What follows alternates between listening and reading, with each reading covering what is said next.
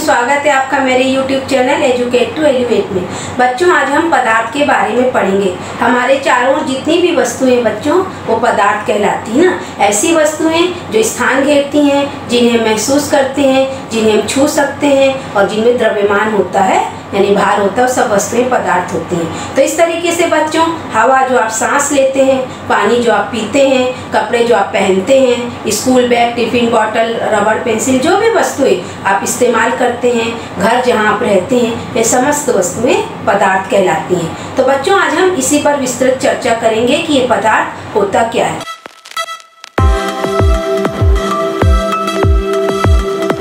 तो हम इस पदार्थ के बारे में पढ़ेंगे बच्चों कि इसका फिजिकल नेचर क्या होता है और इसका पार्टिकुलेट नेचर क्या होता है, ये कितने टाइप के होते हैं। व्हाट इज मैटर है तो मैं बता ही चुकी हूँ, है ना। हमारे चारों की वस्तुएं पदार्थ हैं। अब फिजिकल नेचर क्या होता है। हमारे जो प्राचीन मनीषी विद्वान लोग हैं वो कहते हैं बच्चों कि पदार्थ बहुत सारे सूक्ष्म कणों से मिलकर बना होता है, और उनका ये भी मानना है कि मुख्य रूप से पदार्थ है जो हवा, पानी, मिट्टी, प्रकाश और अग्नि से मिलकर बना, मतलब जिनको हम बोलते हैं पंचतत्व, है ना।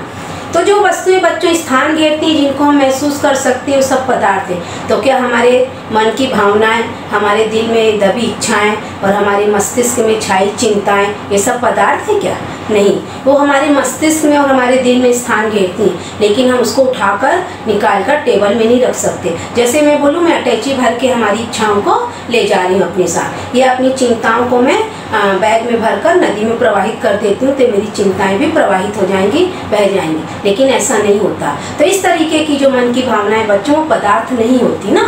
तो जो मनीषिज्ञ बोलते हैं पंच तत्वों से हमारा शरीर बना है, ये इनका फिजिकल प्रॉपर्टी, फिजिकल नेचर हो गया। अब पार्टिकुलेट नेचर का मतलब क्या होता है बच्चों?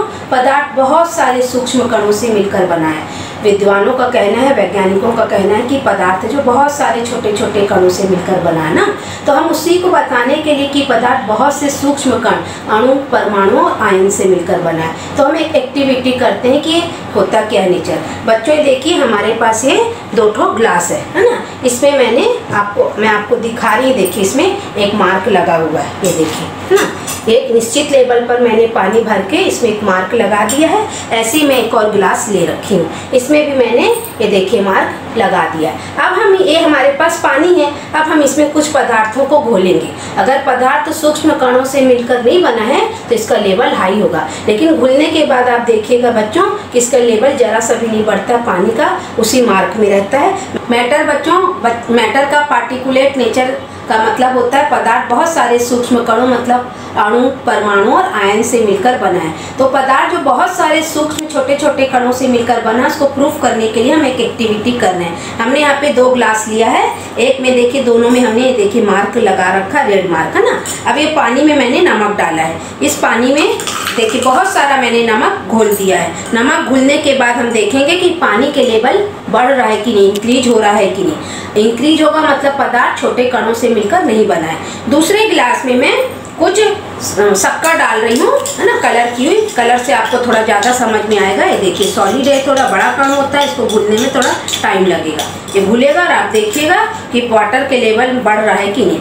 अगर घुलने के बाद भी वाटर का लेवल नहीं बढ़ रहा है, इसका मतलब है कि हर पदार्थ बहुत सारे सूक्ष्म कणों से मिलकर बना है। तो देखिए बच्चों, इसको हमने पूरा घोल लिया है और अब आप इसका लेवल देख सकते हैं। देखिए क्या इसका लेवल जरा भी इंक्रीज हुआ है, और इसमें भी देखिए क्या इसका लेवल जरा भी इंक्रीज हुआ नहीं हुआ। इससे क्या पता चलता है बच्चों?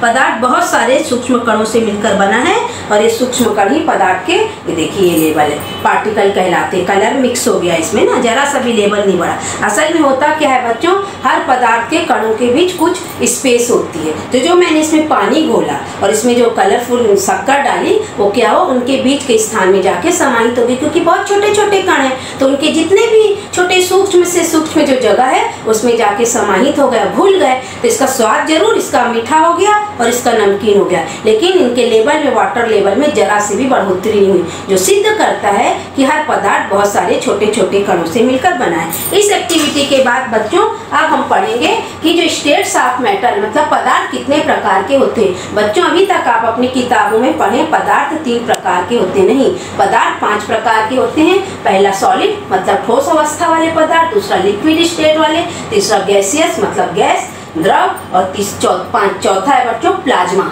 ये नया शब्द है आपके लिए। और पांचवा BEC मतलब बोस आइंस्टीन कंडेंसेट, है ना। ये पांचों पदार्थों की अवस्थाओं के बारे में बच्चों मैं आज आपको डिटेल में बताऊंगी। तो चलिए हम स्टार्ट करते हैं। पहले सॉलिड स्टेट क्या होते हैं, सॉलिड स्टेट इसको मैं आपको बताती हूँ बच्चों। हम पढ़ेंगे सॉलिड स्टेट, ठोस अवस्था ना, पदार्थ की सबसे पहली अवस्था ठोस अवस्था। ये देखिए बच्चों मैंने मॉडल बनाया है, ये हमारा सॉलिड स्टेट है। हमारे पास बहुत सारे सॉलिड पदार्थ हैं, एक बार मैं आपको दिखा देती हूँ। ये देखिए डब्बा है ना, सॉलिड स्टेट में इसका फिक्स शेप है, साइज है। ये सॉफ्टनर जो आप यूज करते हैं, आपका रबड़, आपकी कंपास बॉक्स, ये हमारे पास फिनाफ्थेलिन की गोली है, देखिए इसका भी फिक्स्ड शेप और साइज है ना।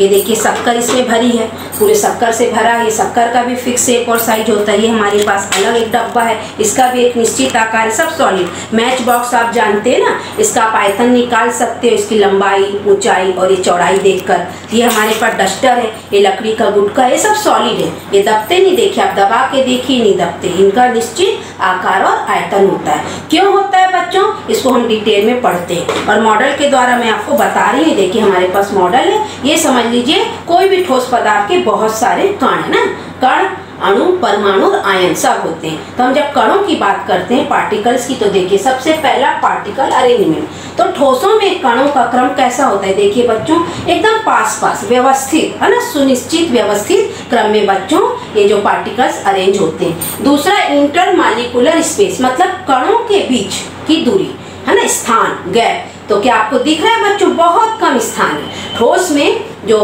कणों का अरेंजमेंट से व्यवस्थित होता है। दूसरा होता है इनके कणों के बीच का जो गैप है, स्पेस है, बहुत कम होता है। तीसरा इंटरमॉलिक्यूलर फोर्स, फोर्स का मतलब बल, दो कणों के बीच का जो आकर्षण बल है बच्चों कैसा होता है, ज्यादा होता है, क्योंकि एकदम पास पास है। जैसे आप एक घर में, आपके 4 कमरे हैं ना, 3 कमरे या 4 कमरे, आपके घर में बहुत सारे मेंबर हैं। आपके रूम में आपका बेड, आपका भाई आपसे बहुत पक्का आपका प्यार है, बहुत आपको अटैचमेंट है, आप एक ही बेड शेयर करते हैं, साथ खाते हैं, सब कुछ करते हैं, तो आपके बीच की बॉन्डिंग एकदम स्ट्रांग होगी बनिस्बत जो दूसरे कमरे में आपके भाई बहन रहते हैं उनके साथ। तो ऐसे ही सॉलिड्स में कणों के बीच जो आकर्षण होता है बहुत बहुत बहुत स्ट्रांग होता है। और इंटरमॉलिक्यूलर फोर्स ज़्यादा होने से मूवमेंट ऑफ पार्टिकल्स कम होता है, मतलब ये अपनी जगह को छोड़कर हिल नहीं पाते, इसे कंपन करते हैं, ये अपने स्थान को छोड़ के दूसरी जगह नहीं जा सकते। जैसे ये यहाँ और ये कण यहाँ नहीं आ पाएगा, ये सिर्फ माध्य, अगर हम इसको चोट करेंगे ना ठोस पदार्थ, तो ये सिर्फ ऐसे से कंपन करते हैं ना। जैसे अब धातु की छड़ होती है, आपका ये प्लास्टिक का स्केल या चिमटा, उसको ऐसे सतह पर आप करोगे, ऐसे कंपन करोगे तो सिर्फ कंपन सुनाई देगा, लेकिन वो चिमटा का जो शेप साइज व्यवस्थित रहेगा, बिगड़ेगा नहीं, है ना, क्योंकि कण अपनी स्थिति को छोड़कर नहीं जा पाते, ये सिर्फ अपनी माध्य स्थिति में कंपित होते हैं। तो ये हो गया इंटरमॉलिक्यूलर फोर्स। मूवमेंट भी आपको बता दी। काइनेटिक एनर्जी क्या होती है बच्चों, काइनेटिक एनर्जी इनकी बहुत कम होती है ना, इसलिए गर्म करने पर बहुत ज़्यादा देर इनको गर्म करना पड़ता है, अपनी सतह को छोड़कर अपनी गतिज ऊर्जा को बढ़ा नहीं पाते और छोड़ नहीं पाते अपने स्थान को। शेप एंड वॉल्यूम, इन्हीं सब गुणों के कारण, मतलब व्यवस्थित क्रम होना, स्पेस, इंटरमॉलिक्यूलर स्पेस कम होना, अट्रैक्शन ज़्यादा होना, काइनेटिक एनर्जी कम होना, है ना, इनमें मूवमेंट नहीं होने के कारण ही सॉलिड्स का फिक्स्ड शेप होता है और इनका आयतन, जिसको वॉल्यूम बोलते हैं, वो भी फिक्स होता है।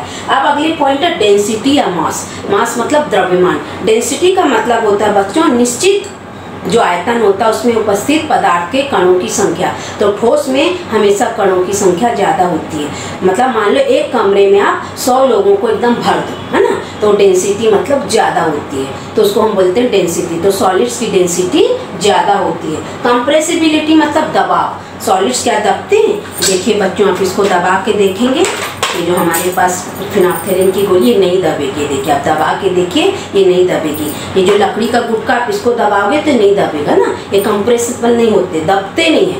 अब ये फोम क्यों दब रहा है, ये मैं भी आपको बताऊंगी क्यों दब रहा है, ये भी सॉलिड है। अगला डिफ्यूजन, डिफ्यूजन मतलब विसरण, ये आसानी से डिफ्यूज नहीं होते। अगला पॉइंट है melting and boiling point. Melting and boiling point का मतलब होता है जब हम सॉलिड्स को गर्म करते हैं बच्चों, तो बहुत ज़्यादा हमको इसको हीट देना पड़ता है, तभी मेल्ट होते हैं, मतलब पिघलते हैं, सॉलिड से लिक्विड में बदलते हैं। और बॉइलिंग पॉइंट मतलब उबलना चालू करते हैं, सॉलिड से लिक्विड, लिक्विड से गैस स्टेट में। तो इनके high melting and boiling point होते हैं, मतलब हमको बहुत बहुत बहुत ज़्यादा हीट देना पड़ता है। जैसे लोहा, लोहे को आपको गर्म करना है ना, अगर पिघलाना है, द्रव लोहा बनाना है किसी भी शेप और साइज का ढालने के लिए, तो आपको बहुत ज़्यादा हीट देना पड़ेगा, तब वो गलेगा। और वेपराइजेशन स्टेट के लिए, तो बॉइलिंग स्टेट के लिए और ज़्यादा टेम्परेचर चाहिए। तो जो सॉलिड्स होते हैं उनके high melting and boiling point होते हैं। अब बच्चों रही बात, ये जो हमारे पास फोम है ये क्यों दब रहा है? बच्चों असल में फोम क्या है, इनके बीच बहुत सारे पोर्स होते हैं, इनमें एयर ट्रैप्ड होती है ना, हवा रुकी होती है, इसलिए जब हम इनको दबाते हैं तो ये दब जाते हैं। तो फोम क्या है? पोरस मटेरियल है ना, पोरस है, छिद्री, इनके अंदर हवा ट्रैप्ड है, इसलिए सॉलिड होके भी दबता है। और जनरली जितने भी सॉलिड्स होते हैं वो दबते नहीं, कंप्रेस नहीं होते। तो इस तरीके से बच्चों ये सॉलिड की प्रॉपर्टी थी। चलिए अब हम चर्चा करते हैं लिक्विड स्टेट की, कि लिक्विड्स क्या होते हैं, किस प्रकार के होते हैं, और ये सारे जो प्रॉपर्टी सॉलिड्स की मैंने बताई, लिक्विड्स की कैसे होती है। बच्चों दूसरी स्टेट है हमारी लिक्विड स्टेट, है ना। लिक्विड स्टेट क्या होती है? पदार्थ की द्रव अवस्था होती है। तो द्रव अवस्था के भी सारे हम पढ़ेंगे। पहला पार्टिकल अरेंजमेंट्स। तो द्रव अवस्था में देखिए बच्चों, ये हमने मॉडल के द्वारा बता रहे हैं आपको, पार्टिकल अरेंजमेंट्स क्या होता है। पार्टिकल अरेंजमेंट मतलब कणों के बीच की दूरी। आप देखिए इनके कणों के बीच क्या होता है, स्पेस होता है ना। तो पार्टिकुलर अरेंजमेंट इनका थोड़ा सा अव्यवस्थित रहता है, मतलब थोड़ी दूर दूर, है ना, थोड़े दूर दूर इनके कण रहते हैं। और इंटरमॉलिक्यूलर स्पेस मतलब कणों के बीच की दूरी कैसी होती, कणों के बीच की दूरी होती है, इनमें बिल्कुल दूरी नहीं होती, इनमें गैप होता है। तीसरा इंटरमॉलिक्यूलर फोर्स, जब दूरी ज्यादा होती है इसलिए बच्चों आकर्षण क्या हो, कम हो जाता है। जैसे मैंने बताया था एक ही रूम में एक ही बेड शेयर करना और एक ही रूम में अलग अलग बेड में दूर दूर सोना, जैसे अभी सोशल डिस्टेंसिंग चल रही है, तो समझ लीजिए वही स्टेट है ये लिक्विड स्टेट। कण दूर दूर होते हैं इसलिए इनके बीच जो अट्रैक्शन है कम हो जाता है। मूवमेंट ऑफ पार्टिकल्स, चूंकि अट्रैक्शन कम है इसलिए इनकी काइनेटिक एनर्जी सॉलिड्स की तुलना में, ठोस की तुलना में ज्यादा होती, इसलिए क्या होते हैं बच्चों, बह जाते हैं ना, बहते हैं। ये भी आपको प्रैक्टिकल करके बताऊंगी कैसे जो लिक्विड से बहते हैं। फिर है शेप एंड वॉल्यूम। बच्चों जो लिक्विड्स होता है इनका शेप अनिश्चित होता है, जिस बर्तन में भी आप डालोगे उसी बर्तन का आकार ले लेते हैं, लेकिन इनका वॉल्यूम फिक्स होता है। जैसे 1 लीटर दूध है, यह मैंने बस दिखा रही हूँ, ये देखिए ये दवाई की शीशी, इसमें जितनी ml दवाई हम इसको किसी भी बर्तन में, किसी और साइज की बॉटल में अगर हम पैक्ड कर देंगे तो उसका वॉल्यूम नहीं चेंज होगा। वो 500 200 ml जितने भी ml की बॉटल होगी उसका जो आयतन है उतना ही रहेगा वॉल्यूम, बस क्या होगा उसका साइज जो है, शेप है, साइज के कारण शेप चेंज हो जाएगा। जैसे हमारे पास ग्लिसरीन की बॉटल है ना, ये बड़ी बॉटल है, इसका शेप थोड़ा अलग है। हम जो अपने स्कूल में बॉटल बैग लेके आते हैं पानी पीने का, तरह तरह के आकार में पानी मिलता है। अगर हम 1 लीटर की बॉटल ले रहे हैं किसी भी आकार की तो उसी आकार का पानी हो जाता है, जबकि उसका वॉल्यूम फिक्स होता है लेकिन उसका शेप अनिश्चित होता है। इसी तरीके से डेंसिटी की बात करें मतलब घनत्व, निश्चित आयतन में उपस्थित कणों की संख्या कम होती है। अगर हम एक देखिए आप यहाँ पे देखना सेम मान लीजिए वॉल्यूम है तो यहाँ पे कणों की संख्या ज्यादा है और यहाँ पे कणों की संख्या कम हो गई, क्योंकि दूर दूर हो गया, है ना, दूर दूर है यहाँ पे कण, तो इनका क्या होता है, डेंसिटी कम होती है। फिर इसलिए इनका द्रव्यमान भी कम होता है, मतलब निश्चित होता है। लेकिन अगर हम 1 लीटर बोलेंगे तो 1 लीटर में जो कणों की संख्या मास होगा निश्चित होगा, लेकिन डेंसिटी कम हो जाती है।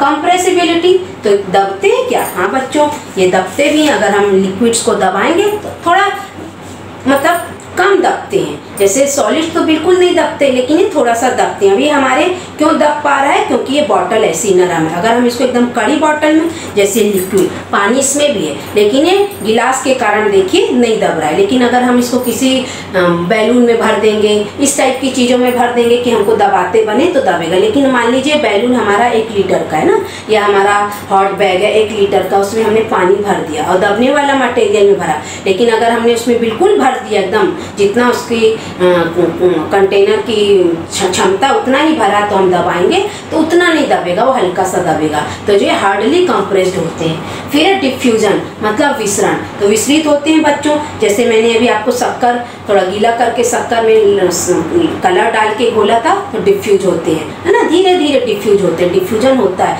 जब हम किसी लिक्विड में स्याही डालते हैं तो आप देखना धीरे धीरे वो घुल जाता है और पूरा हमारा पानी, अगर लाल स्याही डालें तो थोड़ा टाइम लगता है। गैसें बहुत जल्दी डिफ्यूज होती हैं। गैसों का नेचर क्या है बच्चों, हम यहाँ अगरबत्ती जलाते हैं, परफ्यूम स्प्रे करते हैं, दूर में अगर कोई हमारे घर में एंटर भी कर रहा है तो उसको खुशबू पता चल जाती है। मम्मी किचन में क्या पका रही है, हम पढ़ते भी रहते हैं ना, तो किचन में क्या मध्याह्न भोजन में पक रहा है उसकी खुशबू से हम जान जाते हैं। हम किसी नाली के पास से गुजर रहे हैं, बस में बैठे हैं तो उसकी अगर बदबू आ रही तो तुरंत हमारे नाक में उंगली हमारी चली जाती, नाक को बंद कर लेते। तो गैसें बहुत जल्दी बहुत स्पीड से डिफ्यूज होती हैं। सॉलिड्स तो होते ही नहीं, और लिक्विड क्या होते हैं बच्चों, हार्डली डिफ्यूज होते हैं ना, स्लोली धीरे धीरे डिफ्यूज होते हैं। तो इस तरीके से इनके मेल्टिंग और बॉइलिंग पॉइंट की भी बात करें बच्चों, तो ठोसों की तुलना में इनके मेल्टिंग और बॉइलिंग पॉइंट थोड़े कम होते हैं। जैसे सॉलिड्स के बहुत ज़्यादा होते हैं, इनके कुछ कम होते हैं। अब बच्चों मैं आपको बता देती हूँ कैसे इनका आयतन निश्चित होता है लेकिन आकार अनिश्चित होता है। ये कैसे बहते हैं,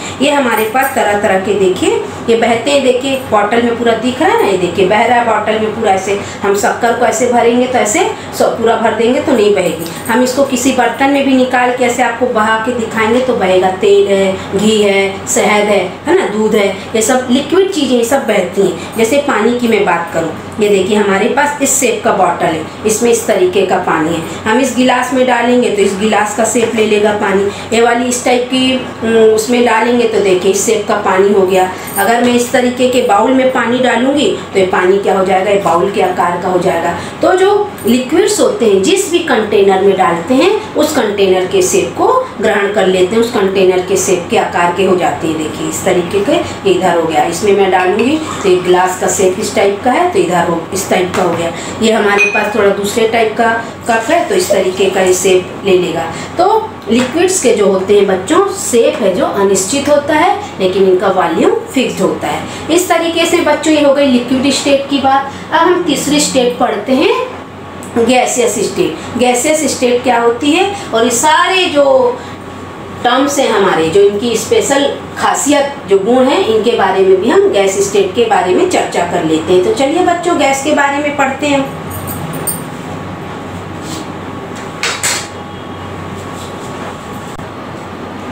बच्चों तीसरी स्टेट है गैसियस स्टेट। गैसियस स्टेट क्या होती है बच्चों, ये देखिए इसमें क्या होते हैं, इस तरीके से पार्टिकल्स का जो अरेंजमेंट होता है बहुत दूर दूर। जैसे अब बात करें हम आपका घर को छोड़कर, है ना, आपका रूम, आपके बगल वाला रूम को छोड़कर आपका भाई आपकी बहन बगल वाले घर में जाकर रहने लगे, इतनी दूरी गैसियस स्टेट में होती है कणों के बीच। इनमें कणों के बीच बहुत ज़्यादा दूरी होती है ना, इसलिए ये अव्यवस्थित क्रम में रहते हैं। इनके बीच का स्पेस बहुत ज़्यादा होता है, इनके बीच स्पेस ज़्यादा होने के कारण इनके बीच आकर्षण कम होता है। जैसे अब आपका भाई या बहन आपका घर छोड़ के बगल वाले घर में जाने लगेंगे तो मिलना जुलना, बातचीत करना, चीज़ें फीलिंग्स शेयर करना कम हो जाएगा, मतलब अट्रैक्शन कम हो जाएगा। और मूवमेंट ऑफ पार्टिकल्स, इसीलिए इनकी काइनेटिक एनर्जी क्या होती है बच्चों, ज़्यादा होती है, क्योंकि अट्रैक्शन क्या है इनमें कम है, इसलिए बहुत जल्दी बहते हैं। और इनका शेप है जो बच्चों बिल्कुल अनिश्चित होता है। ये पूरे के पूरे कंटेनर को, ये गैस होती है जैसे इस रूम में अभी पूरे इस रूम को ऑक्यूपाई कर लेगी ना। इनका वॉल्यूम भी फिक्स नहीं होता, अनिश्चित होता है, और इनका शेप भी अनिश्चित होता है। लिक्विड और सॉलिड जहाँ वॉल्यूम फिक्स होता है, निश्चित होता है, गैसियस का जो वॉल्यूम है बिल्कुल अनिश्चित होता है ना। इनकी काइनेटिक एनर्जी भी मैं बताई ज़्यादा है, शेप भी बताई, अनिश्चित, वॉल्यूम भी। डेंसिटी इनकी और कम होती है, क्योंकि ये देखिए निश्चित आयतन में कणों की मात्रा, अणुओं की मात्रा और कम हो जाती है ना। जैसे हमारे गांव में अगर 4 घर हैं और बहुत दूर दूर हैं वो चारों घर, तो इस तरीके से हम बोलते हैं डेंसिटी। अगर हमारे 1 किलोमीटर के दायरे में 100 घर हैं तो सॉलिड है, 50 घर हैं तो लिक्विड है, और 1 किलोमीटर के दायरे में सिर्फ 10 घर ही हैं तो उनको हम क्या बोलते हैं, डेंसिटी एकदम कम, मतलब दूरी दूरी। निश्चित आयतन में लोगों की या कणों की मात्रा बिल्कुल कम। कंप्रेसिबिलिटी, दबते हैं बच्चों, इसको भी मैं अभी आपको बताऊंगी। बैलून में मैंने भर के रखा कैसे दबते हैं, बहुत ज़्यादा दबते हैं। और डिफ्यूजन तो मैं बताई बहुत जल्दी ये विस्तृत होते हैं। अगरबत्ती जलाते हैं दूर तक उसकी खुशबू पहुंचती, भोजन की खुशबू, नाली की बदबू, है ना, ये सब चीज़ें क्या होती हैं, बहुत जल्दी जो गैसें हैं डिफ्यूज होती हैं। और हवा है जो बच्चों को दिखती नहीं, ये धुआं मैंने इसलिए अभी आपको करके बता रही हूँ कि आपको बिल्कुल दिखे। हवा दिखती नहीं हमको, ये सिर्फ महसूस होती है। हवा गर्म है तो स्पर्श करती जब हमारे शरीर से तो गर्म महसूस होता है हमको। ठंडी हवा अगर बहती तो हमको ठंडक महसूस होती है। और अगर हम अपने रूम में बैठे हैं तो बाहर अगर कपड़े हिल रहे हैं, सूख रहे हैं, तो हिलने से पता चलती बाहर हवा चल रही है। या पेड़ के पत्ते हिलते हैं, पेड़ की डगाली हिलती तो हमको पता चलता हाँ बाहर हवा चल रही। दिखती नहीं, ये हमको महसूस होती है ना, ये ऐसे हवा बहती नहीं दिखती। हम चीज़ों के हिलने डुलने से हम बताते हैं कि हवा चल रही है। तो इस तरीके से बच्चों गैसियस स्टेट होती है। मैं इसको बताती हूँ कैसे इनमें भार होता है, कैसे ये कंप्रेसिबल होते हैं। और इसके द्वारा, धुआं के द्वारा तो आप देख ही लिए ना, इसकी स्टेट को दी देखिए। भार कैसे बता रही बच्चों, देखो मेरे पास दो बैलून है, एक में मैंने बड़ा एक छोटा। मेरे पास क्या भी अलग अलग शेप का बैलून नहीं था, ये देखिए थोड़ा इस टाइप का शेप है, इसका गोल शेप है ना। तो इस टाइप का जिस शेप का बैलून लोगे, हार्ट शेप का लोगे तो उसी का स्पेस ऑक्यूपाई कर लेगी। अब हवा में भार होता है कैसे पता चलेगा, मैंने दो बैलून लिए बच्चों ना, ये देखिए एक में कम हवा भरी है, एक में ज़्यादा हवा भरी है। तो ये जो ज़्यादा हवा भरा बैलून है हमारा तराजू में, देखिए ये एक तरफ कैसे झुक रहा है। अगर मैं इसमें से किसी की अभी खोल दूंगी हवा, निकाल दूंगी पूरी हवा, तो एक तरफ पूरा हमारा बैलून झुक जाएगा। इस तरीके से पता चलता है हवा में भार होता है। और कंप्रेसिबिलिटी की बात करें बच्चों तो देखिए इसमें भी बहुत है, आराम से देखिए दब रहा है ना। ये देखिए आराम से हमारा जो बैलून है ये दब रहा है, तो हम इसको बोलते हैं हाईली कंप्रेस्ड होते हैं बैलून, मतलब जो गैसेस होती हैं। तो इस तरीके से बच्चों ये 4 स्टेट की बात हो गई, 3 स्टेट की बात हो गई, सॉलिड, लिक्विड और गैस। अब चौथी स्टेट होती है बच्चों प्लाज्मा। प्लाज्मा असल में क्या है बच्चों, हम जानते हैं कि सॉलिड को जब हम हीट देते हैं तो लिक्विड बनता है ना, और हीट देते हैं तो गैस बन जाता है। जब हम गैस को और इतना ज़्यादा गर्म करते हैं, इतनी ज़्यादा हीट देते हैं कि वो अपने ऑर्बिट को, उसके जो इलेक्ट्रॉन और प्रोटॉन है, मैंने बताया पदार्थ परमाणु, अणु, अणु के बाद परमाणु, उसके बाद आयन से मिलकर बने होते हैं। पदार्थ का सबसे सूक्ष्म कण आयन होता है ना, इलेक्ट्रॉन और प्रोटॉन, इन दोनों से, और अंत में उसमें नाभिक में प्रोटॉन होते हैं, उनके बाहर की कक्षा में इलेक्ट्रॉन होते हैं। ये आप आगे की कक्षाओं में पढ़ोगे। नाभिक में न्यूट्रॉन भी होता है। तो जो नाभिक होता है पूरा पॉजिटिव होता है, और जो इलेक्ट्रॉन निगेटिव होते हैं वो बाहर की कक्षाओं में चक्कर लगाते हैं। जब उनको बहुत ज़्यादा गर्म करते हैं गैस को, ये देखिए गैस है, तो क्या होते हैं इनके इलेक्ट्रॉन अपनी ऑर्बिट छोड़ देते हैं और देखिए पॉजिटिव और निगेटिव आयंस में टूट जाते हैं, है ना। नाभिक में बच जाता है प्रोटॉन और इलेक्ट्रॉन पूरा बाहर निकल जाता है, मतलब ये आयनाइज स्टेट है ना, आयनिक अवस्था। गैसों को इतना ज़्यादा गर्म करो कि आयनाइज्ड हो जाए, आयनिक अवस्था में चले जाएं, तो वह स्टेट कहलाती है बच्चों प्लाज्मा स्टेट। और हमारे पूरे ब्रह्मांड में बच्चों सबसे ज़्यादा प्लाज्मा स्टेट है, बताऊँ विश्व, मतलब हमारे ब्रह्मांड में, क्योंकि तारे हैं। तारा असल में क्या है बच्चों, जितने भी तारे हैं वो प्लाज्मा स्टेट में, और आप जानते हैं असंख्य अनगिनत तारे हमारे ब्रह्मांड में, इसलिए 99% से भी ज़्यादा जो है प्लाज्मा है, और हम उसी के बारे में नहीं जानते। और इसके उपयोग कैसे हैं बच्चों, टीवी में जो प्लाज्मा टीवी होते हैं, और जो नियॉन गैसेस भरी हुई कलरफुल साइन बोर्ड जगह जगह आप देखते हैं ना, रंग बिरंगी ये जो रहती हैं, ये सब प्लाज्मा स्टेट है। और ये जो प्लाज्मा स्टेट है ना बच्चों, ये बहुत ज़्यादा मैग्नेटिक और इलेक्ट्रिक फील्ड जनरेट करते हैं, क्योंकि आयन अवस्था में है। तो इनको प्लाज्मा को इनविजिबल मतलब अदृश्य कंटेनर की तरह यूज कर सकते हैं, और हम प्लाज्मा को मतलब किसी भी कंटेनर में हम स्टोर कर सकते हैं। तो ये जो प्लाज्मा स्टेट है बच्चों बहुत बहुत ज़्यादा ब्रह्मांड में फैली, सबसे ज़्यादा मात्रा में प्लाज्मा स्टेट पाई जाती है। 5वीं स्टेट है बच्चों BEC, बोस-आइंस्टीन कंडेंसेट, है ना। इसको सत्येंद्र नाथ बोस और अल्बर्ट आइंस्टीन नामक वैज्ञानिक ने मिलकर इस 5वीं अवस्था को बनाया। ये अवस्था क्या है बच्चों, एक सुपर फ्लूइड है ना, गैसियस सुपर फ्लूइड है। और इसको जब हम गैस को -273.15 डिग्री सेंटीग्रेड मतलब परम शून्य एब्सोल्यूट 0 तक ठंडा करते हैं, तब ये स्टेट प्राप्त होता है। और इस स्टेट में जो गैसियस विस्कोसिटी पूरी 0 हो जाती है, और ये बहुत बहुत बहुत डाइल्यूट गैस है, इसलिए दिखती नहीं, और ये अपने में से होकर प्रकाश को जाने नहीं देती, इसलिए भी यह जो स्टेट है हमको नहीं दिखती। तो इस तरीके से बच्चों आज हमने 5 अवस्थाएं पदार्थ की, सॉलिड, लिक्विड, गैस, प्लाज्मा और BEC, बोस-आइंस्टीन कंडेंसेट के बारे में पढ़ लिया। अब हमारा अगला टॉपिक होगा, क्या पदार्थ की अवस्थाएं बदली जा सकती हैं? यदि हाँ, तो ऐसे कौन कौन से पदार्थ हैं जो हमको सॉलिड, लिक्विड, गैस में प्राप्त होते हैं, और किन परिस्थितियों में क्या क्या चीज करके हम पदार्थ की अवस्थाओं को बदल सकते हैं, है ना। तो उसकी बच्चों हम एक्टिविटी के द्वारा आपको ये बताएंगे, और उससे related boiling point, melting point, freezing point क्या होते हैं, है ना, ये सब भी हम आपको बताएंगे। तो चलिए बच्चों मिलते हैं अगली क्लास में, बाय बाय।